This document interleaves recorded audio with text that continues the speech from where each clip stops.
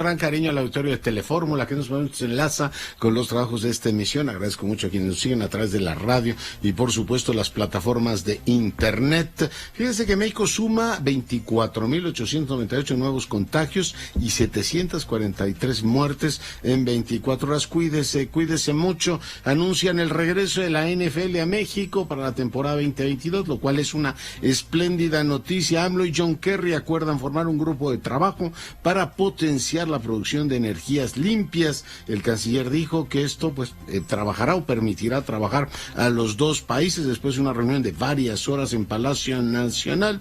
En más información, el presidente planteó esta mañana poner una pausa a las relaciones con España a fin de mejorarlas, parte de lo que ha generado una enorme conversación en el país y fuera del mismo. España respondió al presidente a través del ministro Álvarez, ministro de Asuntos Exteriores. Primero una explicación, qué quiso decir con el tema en la mañanera, pero dijo que no había pausa, que España seguía, por supuesto, trabajando y defendiendo los intereses, la representación de España, que no veía en el mundo, que no veía ningún elemento, ninguna acción que pudiera justificar esta declaración.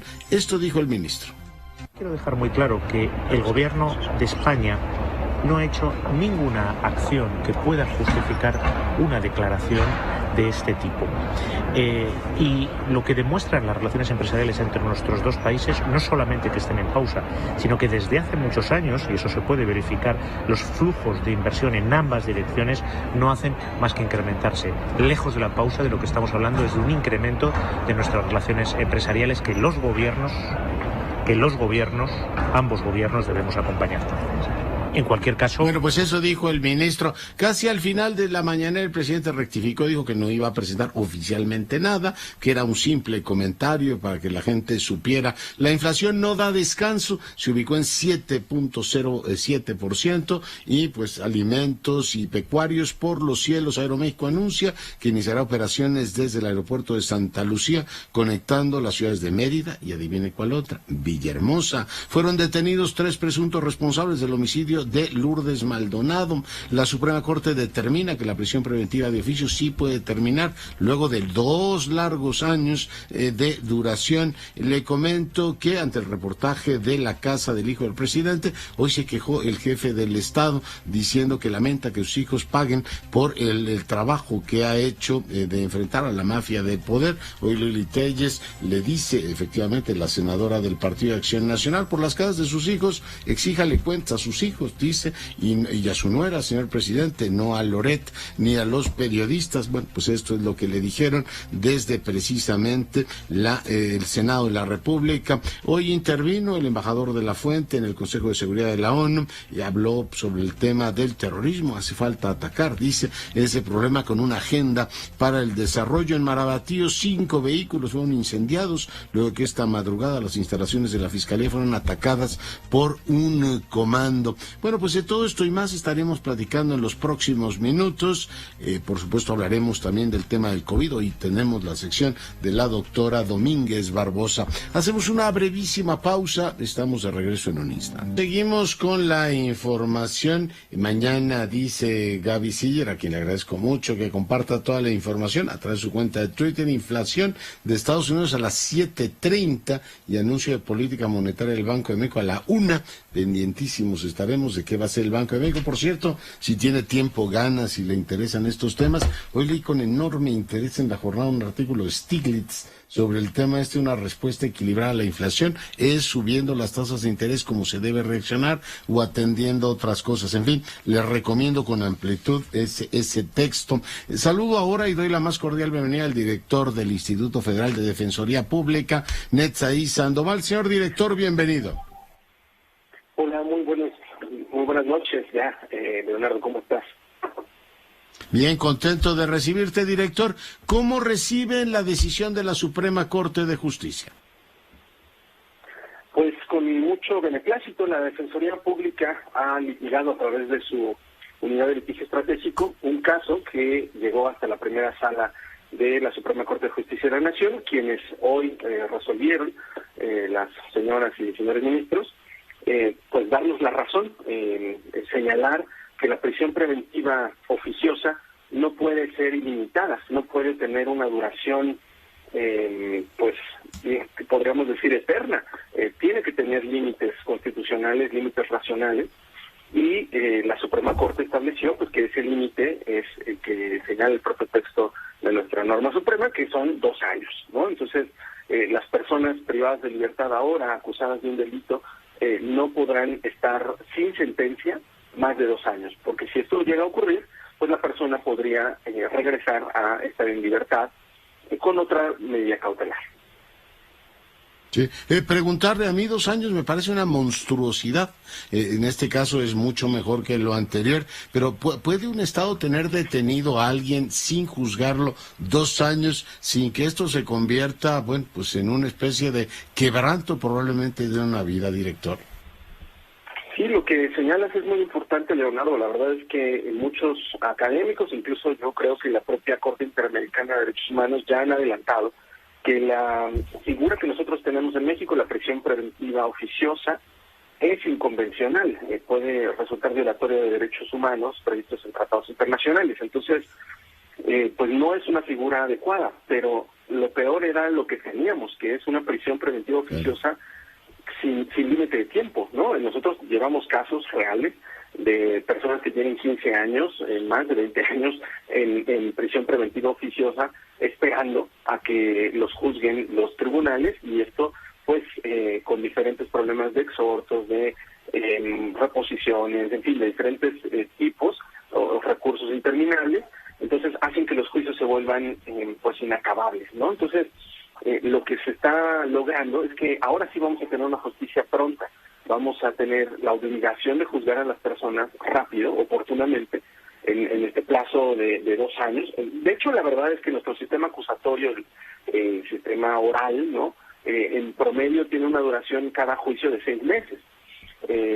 Donde se extendían enormemente los casos era en el anterior sistema, que todavía pues sigue procesando gente, ¿no? Pero también todavía hay algunos asuntos del sistema acusatorio en los que se excede este plazo de 2 años, y en esos casos entonces ahora los jueces están obligados a revisar la medida cautelar y pues poner a la persona en libertad con otros mecanismos, como puede ser prisión domiciliaria, como puede ser un brazalete electrónico, el pago de una fianza, en fin, diferentes mecanismos para garantizar que la persona se va a presentar a su juicio. Porque somos con Estados Unidos uno de los países que más cree esto de estar recluyendo gente, ¿no? Hay otros países que creen que hay medidas correctivas o disciplinarias que pueden ser más funcionales, pero aquí esta ideología de meter a todo mundo a la cárcel ha entrado, que supongo que es muy americana, ha entrado hasta los huesos, doctor. Así es, ha habido... De nuestra cultura jurídica, quiero decir. Sí, ha habido una visión punitivista muy arraigada en nuestro país. Yo además diría que es muy americana, ¿no? Esto ocurre en México y Estados Unidos fundamentalmente, ¿no? Existe en otros lados también, en Brasil hay mucho de este tipo de prisión preventiva, pero lo que te diría es, se arraigó en nuestro país sobre todo en este momento que se llamaba, ¿no?, la guerra contra el narco, en donde se trató de consolidar un régimen de excepción, donde las personas que eran acusadas de delincuencia organizada o de ciertos delitos, pues terminaban digamos, perdiendo casi todos sus derechos, ¿no? Incluso de ser juzgados en un plazo razonable. Entonces, la mera acusación de haber sido parte de una organización criminal, pues te implicaba una serie de violaciones a tus derechos, y la verdad es que ahora que estamos tratando de revertir algunas consecuencias nocivas de ese momento histórico, estamos pues poniendo algunos límites, yo creo que muy razonables, para que la mera acusación no baste para que permanezcas indefinidamente en prisión preventiva, ¿no? Estamos, diría yo, derribando ese régimen de excepción que se creó con la guerra contra el narcotráfico. Y últimamente pues se les ha ocurrido meter un montón, ¿no?, de delitos que incluyen esta prisión preventiva. Oiga, yo creo que es una buena cosa que vayamos avanzando. Le pregunto una cuestión general. ¿Usted vio una película de Alberto Sordi que se llamaba Detenido en espera de ser juzgado, que fue en Italia en su momento la que detonó todo este debate de ¿puede el Estado mantener en prisión a alguien sin terminar de acusarlo, director? No la conozco. desconozco, la verdad, Leonardo, voy a seguir tu recomendación, pero justo yo creo que vale la pena. Sí, lo que creo es que muchos de nuestros jueces habían asumido esta visión punitivista, habían asumido esta posibilidad de mantener a la gente privada de libertad sin límite, sin sentencia, como algo normal, ¿no? Como parte de la normalidad de nuestra sociedad. Y afortunadamente la Suprema Corte está haciendo suyo el argumento de la defensa pública y está poniendo un límite, y además un límite, digo yo, racional. O sea, insisto, lo normal sería que en 6 meses te enjuicien, pero bueno, suponiendo que hay alguna situación excepcional, pues tienes 2 años para enjuiciar a una persona. Pero si no es así, los jueces tienen que acostumbrarse a poner en libertad a las personas, porque pues, si no hay suficiente evidencia para culpar a alguien, entonces quiere decir que probablemente es inocente. Claro. Muy bien, pues director, muy agradecido por la conversación. Te agradezco muchísimo a ti el tiempo y a tu auditorio. Gracias, Leonardo. Gracias, Netzaí Sandoval, es el director del Instituto Federal de Defensoría Pública, hoy para fortuna nuestra en este espacio. Y ahora doy la más cordial bienvenida a José Ramón Cosío. Él es ministro en retiro de la Suprema Corte de Justicia, es también miembro del Colegio Nacional y autor de un texto fantástico. El día de ayer lo leí, La previsibilidad de sus discursos. Yo supongo, José Ramón, buenas noches, que hoy, después de haberte leído, el presidente dijo, le voy a meter una novedad, la pausa en la relación con España para mover un poco el argumento de Cosío. Buenas noches. Hola, querido Leonardo. La verdad, qué buena historia estás contando. Mira, vamos por partes. Primero, pues sí, es que el discurso cada vez se vuelve más predecible y al mismo tiempo, como dice el señor presidente, con todo respeto, muy simple, ¿no? En el pasado nadie hizo nada, ahora yo voy a hacer... Ese es el primer acto, ¿no? Primer acto. Entonces, en el pasado nadie hizo nada porque todos eran ladrones y corruptos y todo. Bueno, en el pasado. Ahora bien, yo tengo la posibilidad de transformar el país porque tengo 30 millones de votos y porque encarno la fuerza moral de la... Perfecto. Tercer acto, voy a hacer... Oiga, señor presidente, ya no nos diga en el tercer acto lo que va a hacer, hágalo, simplemente hágalo. Voy a hacer, voy a remediar, voy a resolver. ¿Qué es lo que va a resolver, señor presidente, si fuera un diálogo así como en obra de teatro? El primer acto, no, señor presidente, pero es que ya usted es presidente de México, y el segundo acto le dio los 30 millones de votos. Entonces, ¿por qué no empieza a hacer cosas?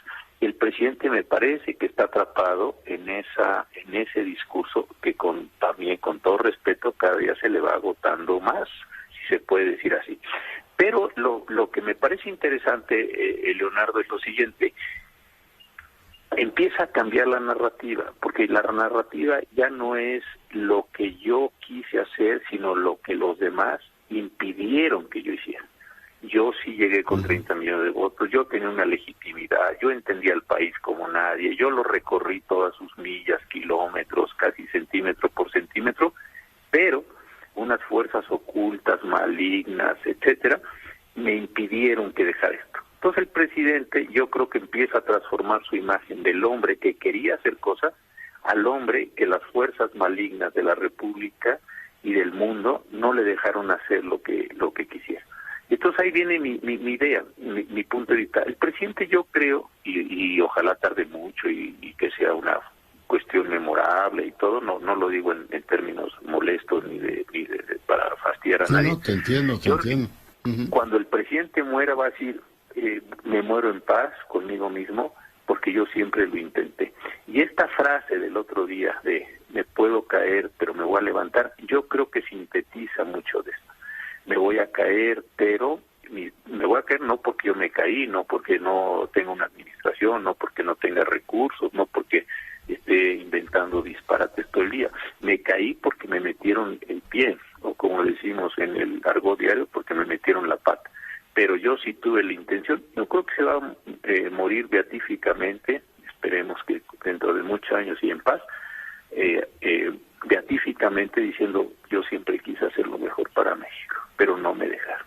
Entonces, los malos eran tan malos y tanto que no me lo permitieron. Exactamente. México se atascó, era el mejor proyecto, los pobres iban a dejar de serlo, la desigualdad iba a terminar, la corrupción también, el tren iba a correr veloz y rápido y hermoso por esto.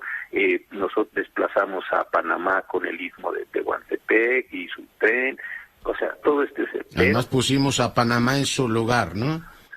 Y además pusimos a Panamá en su lugar. Y finalmente alguien, desde la llegada de Cortés, puso a España también en su lugar y les dijo lo que tenían que hacer. Las peras de a cuarto, como dicen allá en España.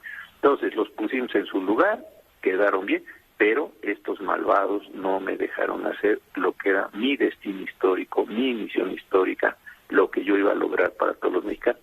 Yo creo que a pesar de todo el fracaso que es ya y que va a ser, el hombre va a morir en paz. ¿Por qué? Pues porque no fue nunca culpa de él, siempre fue culpa de los demás que impedimos que esa gran revelación, que esa gran inteligencia, que esa enorme profundidad y esa enorme calidad moral nos llevara a todos a donde teníamos que llegar.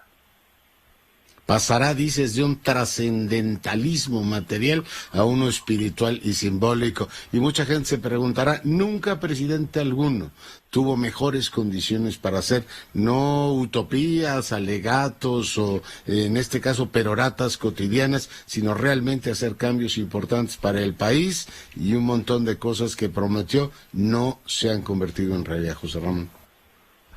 Fíjate que sí, yo creo que sí por lo siguiente. Mira, tú eres un historiador profesional enormemente competente, y no lo digo frente al auditorio, sino como en una conversación. Eres muy amable, ministro. No, pero de veras lo digo en serio. Pero, hombre, hemos visto este discurso, estas aspiraciones, estos deseos, más allá de si son legítimos, no legítimos. Bueno, el general Cárdenas también quiso hacer cosas, don Adolfo Ruiz Cortines quiso hacer cosas, Echeverría quiso hacer, todos han querido hacer cosas, pero yo creo que sí el presidente López Obrador cometió un error de base. A mí sí me parece, fue desmantelar la administración pública federal, que era su brazo armado. Yo creo que esto, cuando lo veamos a la distancia, sí, oye, el presidente dijo, desmonto la administración porque son corruptos, porque son rateros, porque son incompetentes, porque ganan mucho. Señor presidente, ¿usted cree que un mundo se construye con su palabra?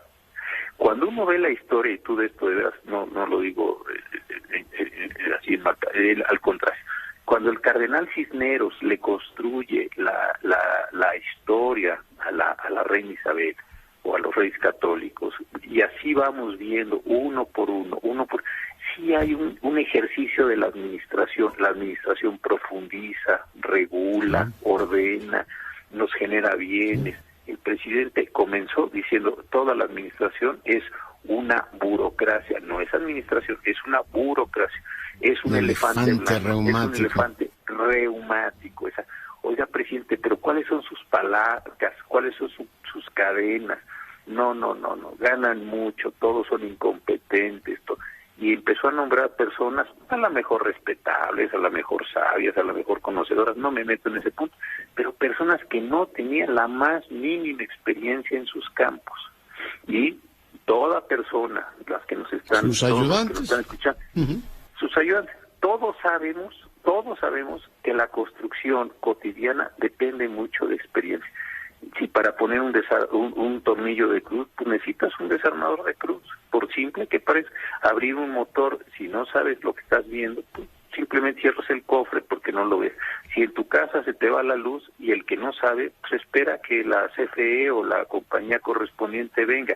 O sea, sí hay un mundo de prácticas, de habilidades, de competencia. El presidente las negó desde el principio, suponiendo que todos, de veras en un ejercicio, yo creo que es de las mayores injusticias que ha cometido, dijo, todos son incompetentes, ladrones, elefantes blancos, una serie de sí, perfecto. Señor presidente, ¿con qué palancas quiere usted mover al mundo que usted tiene que mover o que quiere mover? A lo mejor legítimamente, no discuto ni siquiera ese tema, pero se deshizo de todas las herramientas que tenía a su mano o a su disposición como presidente de la República para hacer los cambios que tenía que hacer.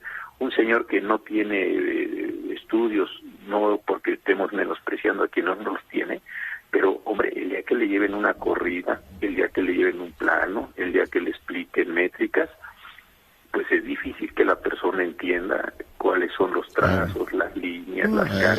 una función técnica. Yo decía medio en broma, medio en serio, espero que no cancelen el Meteorológico Nacional también, ¿no? Porque ahora, no sé si viste El Economista, hasta CONAPO van a quitar, y uno dice, oiga, el Consejo Nacional de Población o el Instituto Nacional de las Lenguas Indígenas, que para mí clama al cielo. O sea, yo entiendo que pues no esté en su radar ese asunto, pero para este país todo eso es fundamental. Y fíjate que, déjame quedarme con el tema de las lenguas indígenas. Un presidente que se pregona amigo, y a lo mejor tiene razón, amigo de los pobres, el solidario con los pobres, primero los pobres. Oye, una gran cantidad de las personas, por malas razones, tampoco esto es para elogiarnos mucho, pero una gran cantidad de personas que están en condición de pobreza tienen su lengua propia, su lengua indígena. Y acabar con ese centro, de veras, yo creo que es una miopía enorme. No estás acabando con la lengua, que de suyo sería gravísimo. Estás acabando con una cultura, con una representación del mundo, con una cosmovisión, déjame decirlo así, de las personas que están con esa lengua y que están en esa etnia, grupo, como le queramos llamar.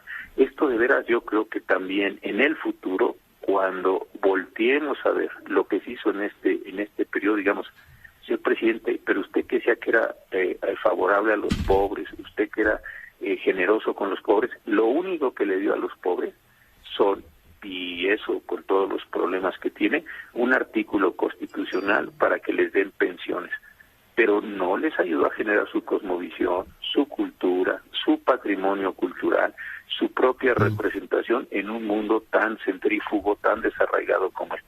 Yo creo que eso... Con lo cual, yo creo que los empobrece a ellos y nos empobrece a todos, ¿sí? Exactamente, Leonardo. Entonces, mi querido doctor, pues...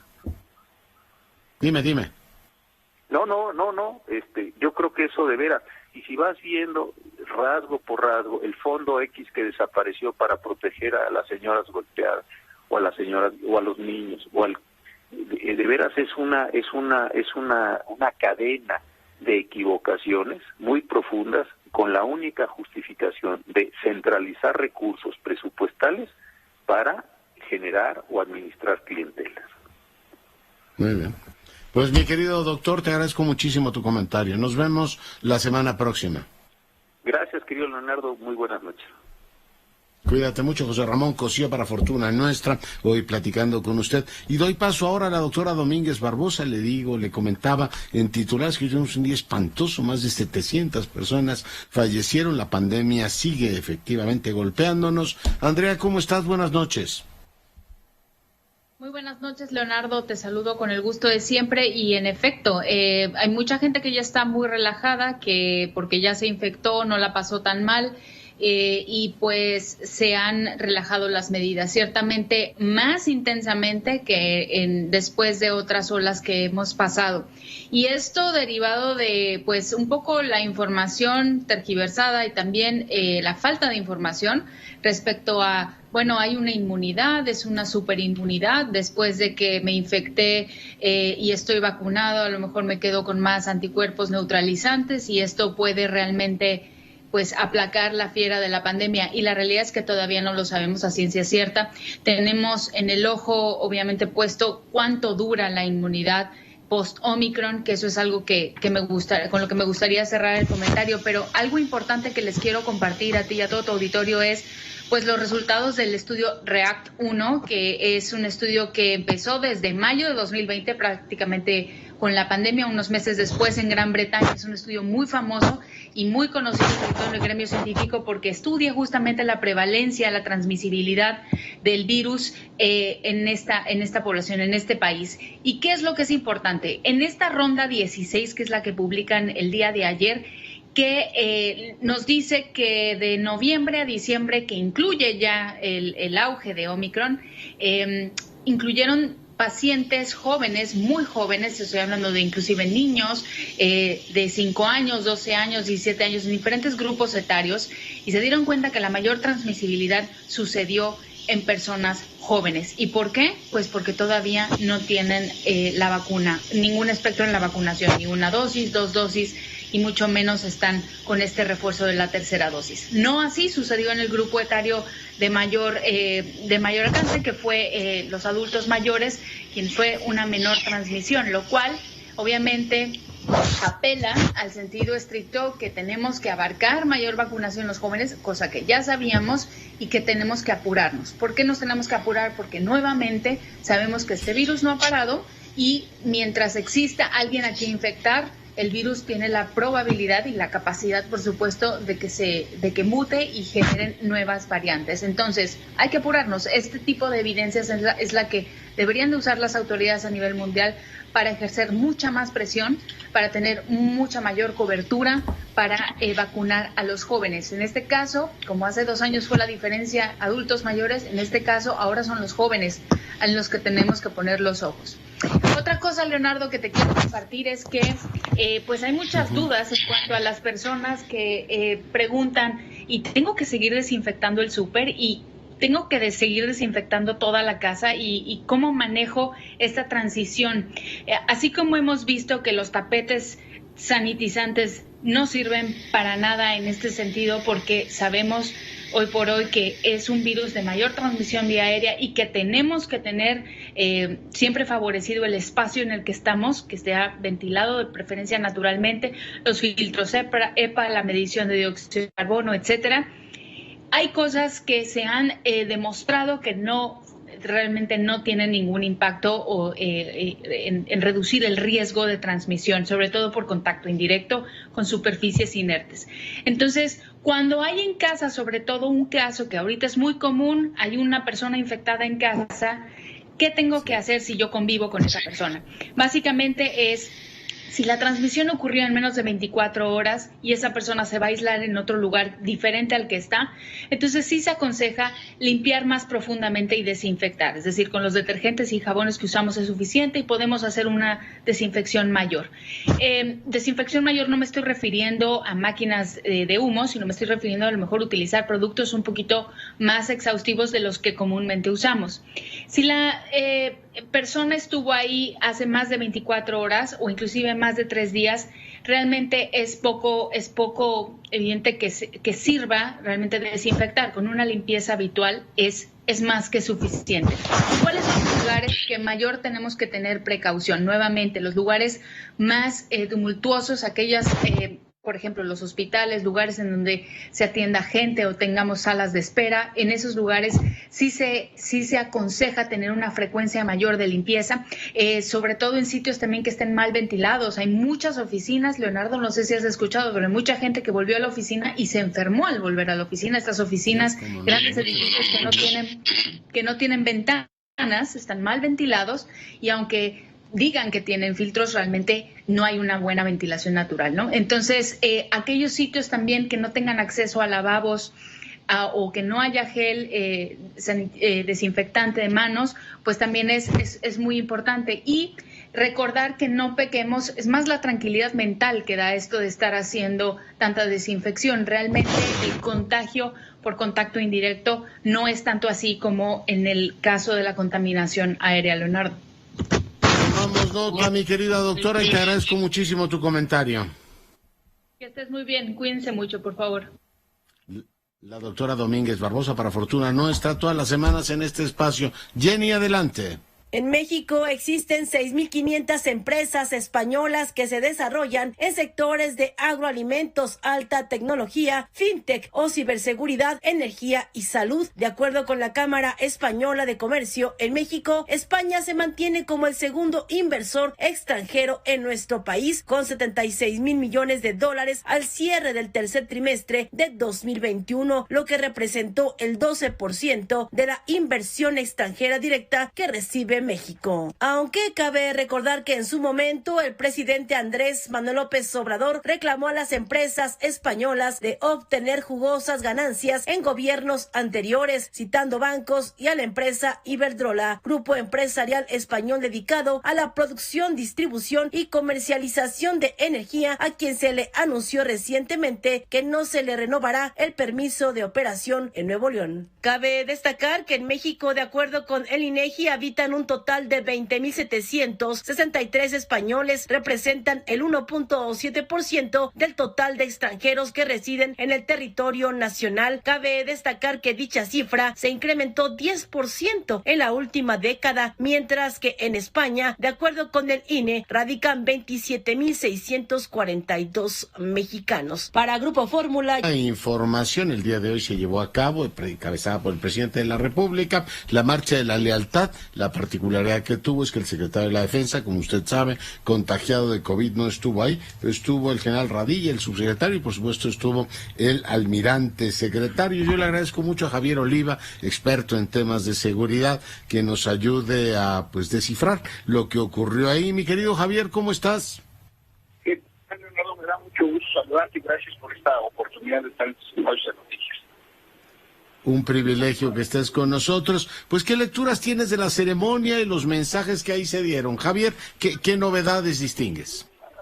Bueno, lo primero, en efecto, la ausencia por motivos de salud del general secretario, que pues aprovecho para desearle que se recupere pronto, por un lado.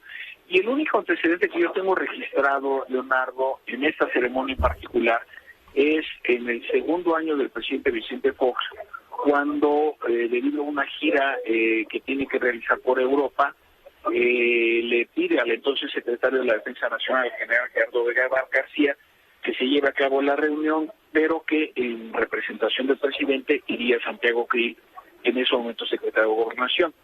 Desde luego, la ceremonia no es para representantes del presidente y esta no se llevó a cabo, porque es para la institución presidencial, ¿no? Entonces, y luego fue una ironía, porque la cita era con Silvio Berlusconi y no recibió al presidente Vicente Fox porque tenía gripa, en fin.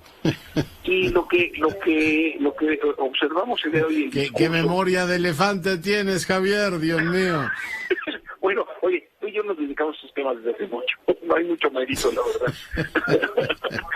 y entonces resulta que en esta ocasión, pues el discurso que leyó el subsecretario general divisionario Radilla, pues era el mismo que iba a leer el general secretario Sandoval González. Entonces yo vería eso. La otra novedad que yo observo en esta ceremonia en Castillo de Chapultepec, pues es evidentemente las medidas de restricción al aforo, pues como consecuencia directa de la epidemia, y más teniendo al titular de la Secretaría de la Defensa con padecimientos, ¿no?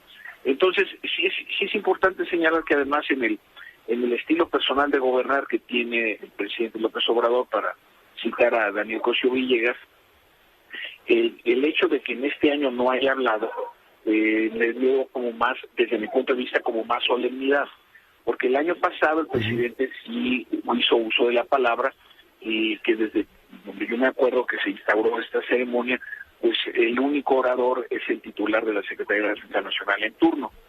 Y el presidente de la República, tanto en el primer evento como en el segundo de la Marcha de la Lealtad, sí hizo uso de la palabra, y en esta ocasión no.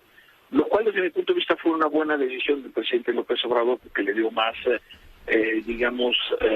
más apego a las prácticas de las relaciones civiles y militares en nuestro país. A la esencia misma de la ceremonia, ¿no? Exactamente. Además duró poco más de 35 minutos, si no falla el dato. También fue importante observar la presencia de la Guardia Nacional en la ceremonia, un tanto yo siento como en preparación a esta iniciativa que ya anunció el presidente de proponer que la Guardia Nacional pase a la jurisdicción de la Secretaría de la Defensa Nacional.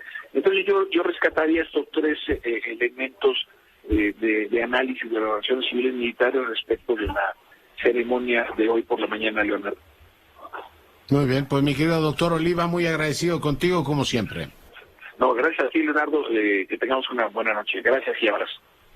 Y, igualmente el doctor Javier Oliva, experto en estos temas, hoy haciendo esta lectura de este importante evento en la historia, efectivamente, de la historia de este país y por supuesto en el calendario cívico-militar. Rocío Galván, te saludo. ¿Qué tal, Leonardo? Yo también te saludo con gusto. Te informo de última hora que bajo un fuerte resguardo policial y militar Los presuntos asesinos de la periodista Lourdes Maldonado López fueron trasladados hoy al penal de La Mesa, aquí en Tijuana, para ser presentados ante el juez de control que giró las órdenes de aprehensión. Ellos van a rendir su declaración con respecto a los hechos, con lo cual se espera que queden vinculados a proceso. En forma extraoficial se ha dicho que ellos cobraron $3,000 por matar a nuestra compañera periodista, Leonardo. Esto no ha sido confirmado por la Fiscalía. Esto ocurrió esta tarde. El hombre que dispara contra Lourdes es Guillermo, el taxista se llama Eric, y el cómplice, que tan solo tiene 18 años, se llama Kevin. Los tres hombres, dicen, no son originarios de Baja California, no nos dijeron de dónde son originarios. Esta mañana, en conferencia de prensa, el fiscal general del Estado, Ricardo Iván Carpio, dijo que no es la profesión de Lourdes, o sea, no es el ámbito periodístico la causa del asesinato, pero no dijo cuál es la causa.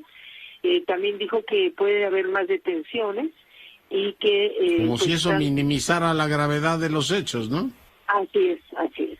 Y bueno, pues se le preguntó a la gobernadora si este asunto es político, porque solamente se dio información del asesinato de Lourdes Maldonado y no el de Margarito Martínez, que fue asesinado 6 días antes. Y se dijo que no, que también va la investigación muy avanzada, pero no dieron más datos. La conferencia era con la gobernadora y la gobernadora dijo eso. El fiscal también habló respecto al citatorio, lo que podría ser una declaración del exgobernador Jaime Bonilla. Dijo que por estrategia no se le han mandado llamar a declarar.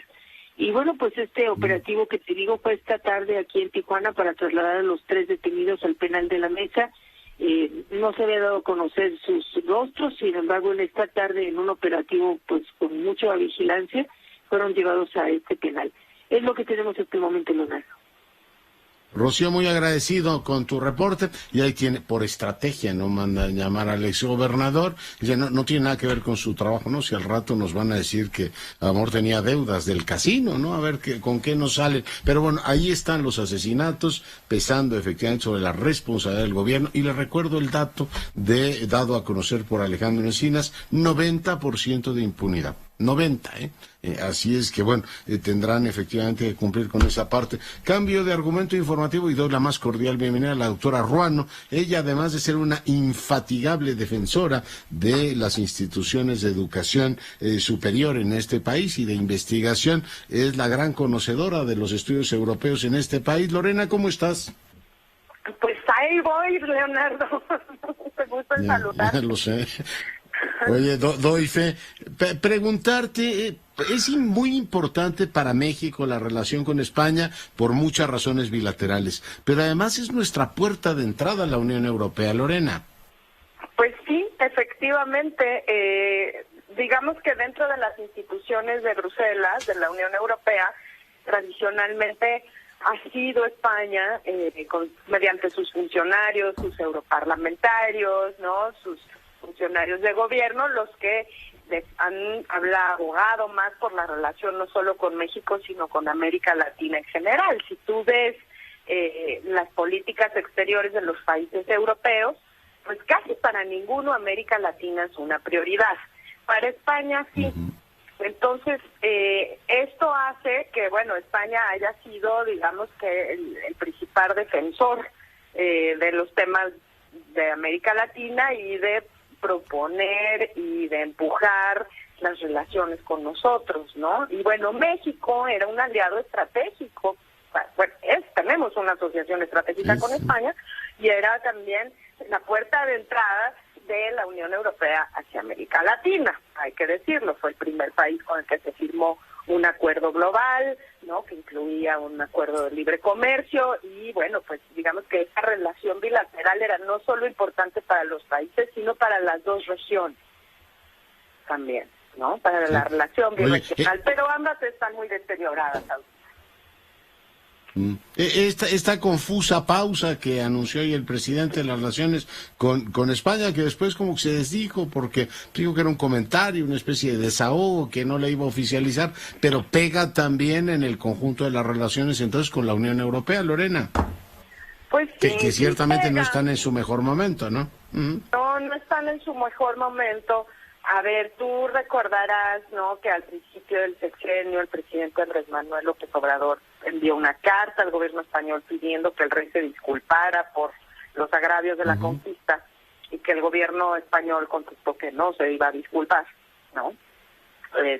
Y es cierto que, bueno, bien podrían hacerlo, ¿no? Tampoco le haría daño a nadie, pero eso ya marcó un tono, digamos, bastante rígido, ¿no? También México, pues, ha tenido una postura de muy difícil frente al tema de las inversiones españolas en México, que fue lo que dijo hoy el presidente. En particular le molesta que estén algunas empresas españolas en el tema de energías limpias, porque obviamente pues va a haber ahí demandas y va a haber juicios como resultado de la contrarreforma energética que se ha estado desarrollando a lo largo del sexenio. O sea, ya desde que cambiaron el año pasado una parte de las reglas en el sector eléctrico, todos los países europeos que tenían inversiones en el sector pues se molestaron mucho, ¿no? Y España es uno de los principales países, pero no está solo. Hay inversiones también alemanas y holandesas, etcétera. Danesas, italianas, claro.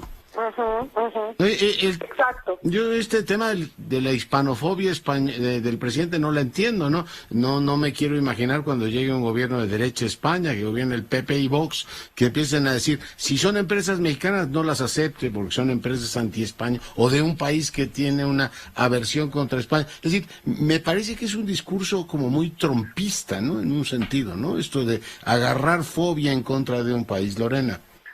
Pues bueno, o sea, es un discurso nacionalista, sin duda, ¿no?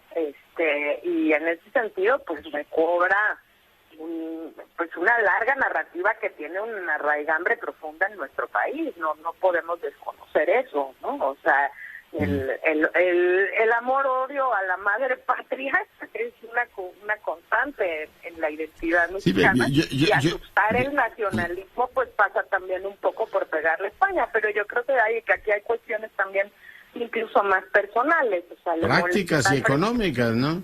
No, y le molesta no vas a cerrar que Felipe Calderón pero déjame decírtelo así, Lorena, no vas a cerrar el BBVA o no vas a recibir a la señora Botín porque tenemos el complejo, déjame decirlo recordando a los Kamarasov, el complejo de Smerdiakov, ¿no? Es decir, como yo me siento medio ilegítimo, entonces usted no opera aquí. Digo, sería un desastre el sistema financiero si por odios de ese tipo bloquearas a dos bancos, ¿no? No, claro, pero digamos que esa es la justificación hacia el público, ¿no? El nacionalismo. Y también ese nacionalismo es el que empuja o digamos envuelve toda la narrativa de la reforma eléctrica, ¿no? Y ahí, bueno, pues va a haber afectadas empresas españolas en primera línea, ¿no? Que seguramente se van a ir a juicio o se van a ir a panes, ¿no? Entonces, oye, déjame meter una ironía y una maldad. ¿Qué el CIDE era español o cuál era el problema? ¿Qué problema tiene el presidente con el CIDE? No, bueno, el problema con el CIDE es que tenemos otros datos diferentes, ¿no? Y eso pues, no es por ser españoles, sino ahí no hay problemas nacionales. No, sí, también el actual director en su programa de trabajo, que fue un insulto para la comunidad, ¿no? Mencionó como un agravio que la mayoría de los profesores teníamos posgrados en el extranjero, ¿no? Entonces que él más bien quiere empujar una también cosa Romero más lo nacional. Tiene, ¿no? Claro, no, a mí me lo dijo, que él era nacionalista, así me lo dijo, y que no teníamos por qué tener tanto profesor extranjero tampoco. Así me lo dijo. Mira. También en la academia se da eso. Ahora, él estudió en Austin, el doctorado. Yo no entiendo muy bien qué pasa, pero bueno. O sea, la narrativa es esa. Hay que recordarle a Lorenzo de Zavala. Yo digo que siempre que se te acaban los argumentos invocas el nacionalismo. Pero pues mi querida Lorena, te agradezco mucho el enlace y te mando un gran saludo. Cuídate. Muchas gracias, Leonardo. Un abrazo para ti y un saludo a todo tu auditorio. infatigable Lorena Ruano, profesora de la División de Estudios Internacionales del CIDE, hoy platicando con usted. Y bueno, vamos ahora a enlazarnos con, no podemos, ya no tenemos el tiempo de enlazarnos hasta España. Tenía una conversación con el doctor Parra, en donde hablamos precisamente de este tema, pero voy con mi compañero Israel Aldave. Él ha cubierto para usted el Senado de la República. Israel, adelante. El Senado de la República, vigilante de la política exterior, sorprendió la declaración del presidente Andrés Manuel López Obrador de pausar la relación con España. El líder de la Junta de Coordinación Política, Ricardo Monreal, confió en que esta declaración del jefe del Ejecutivo, la de pausar, que reconoció no existe en el derecho internacional, no represente una ruptura de las relaciones diplomáticas con el país europeo. Ante esto anunció que convocará al canciller Marcelo Ebrard para analizar el tema. Lo que desea expresar el presidente es que mantendrá una relación de cercanía, pero también de no tanta intercomunicación con España. Por su parte, la presidenta de la Cámara, Olga Sánchez Cordero, dijo apoyar la postura del mandatario federal y definió lo que para ella es pausa. Yo lo único que te digo es que aquí el Senado de la República, por una parte, esperará que nos llegue la designación del embajador, no la tenemos, y por otra parte, pues la manifestación del presidente la respetamos. ¿Es una ruptura? No, pero para nada, o sea, dijo pausa, no dijo ruptura, dijo pausa. Por su parte, el PAN, a través de Damián Cepeda, dijo que esta postura del jefe del Ejecutivo es una cortina de humo para distraer la atención pública del escándalo de la residencia de su hijo mayor, José Ramón López Beltrán, en Houston, Texas. El presidente es el rey de la comunicación y evidentemente está tratando de distraer la atención pública. Y creo que lo va a estar haciendo recurrentemente. Creo que en los próximos días vamos a estar viendo decisiones raras, explosivas, tratando de virar la discusión pública. La verdad de las cosas es que el escándalo de la información que se dio a conocer de conflicto de interés le pegó al presidente en su línea de flotación. Lo tiene noqueado. El resto de la oposición también reaccionó en torno al tema. Para el PRI se trata de una ocurrencia más del jefe del Ejecutivo, mientras que para el Grupo Plural es una ridiculez que podría poner en riesgo las inversiones españolas en México, que generan empleos. Con imágenes de Uriel Rivas, Israel Aldave, Telefórmula. Bueno, eso dijo, y leo también en la cuenta de Twitter al presidente del PAN, Marco Cortés, pues deplorando efectivamente, no solo deplorando, condenando, dice, reprobamos las declaraciones del presidente sobre este tema de pausar las relaciones con España. Bueno, yo supongo que mañana nos dará bastantes elementos el presidente sobre el particular, va a decir, solo era un comentario, bueno, lo que dijo al final, ¿no? Es que ya no me dejan decir nada, solo me desahogaba y resulta que la ponen por la tremenda, bueno, es el jefe del Estado, es la mañanera es una conferencia de prensa oficial, está hablando en Palacio Nacional, está utilizando los canales públicos y la atención de todos los medios, por tanto, lo que diga ahí no es simplemente, ay, se me ocurrió, ¿no? Como decían antes, se me chispoteó, no quise decir eso, o no quise que tuviera esa trascendencia. Todo lo que diga el presidente, pues es el Estado el que habla por su voz, porque él es la encarnación, efectivamente, de la jefatura del Estado. Nos vamos, cuídese, sea rabiosamente feliz, se lo merece.